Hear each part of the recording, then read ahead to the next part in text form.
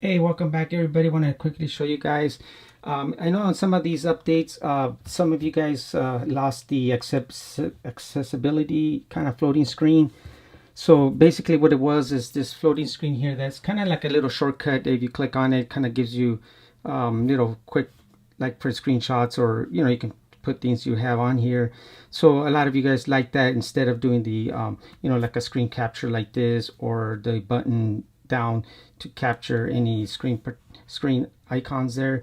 So basically what that did is just stayed there, and it's kind of like faded away. So basically if you had like an update, let me unlock this one really quick, and I'll show you guys. See, basically you don't see anything there. So I'll show you guys how to enable that back on there. So basically what you have to do is just come back down, go to settings. You kind of have to go scrolling to where you go, general, sorry, accessibility. So go to accessibility, then you go down to interaction and dexterity here, and basically here you just enable the assistant menu.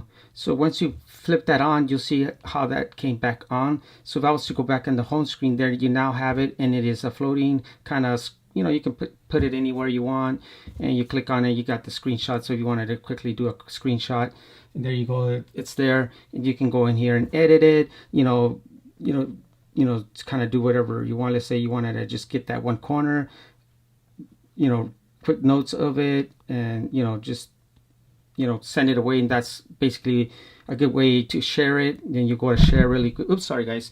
And then you go to share, and then you can share it to anybody you wanted in your contacts. So that's just a quick look how to do the general floating screen here.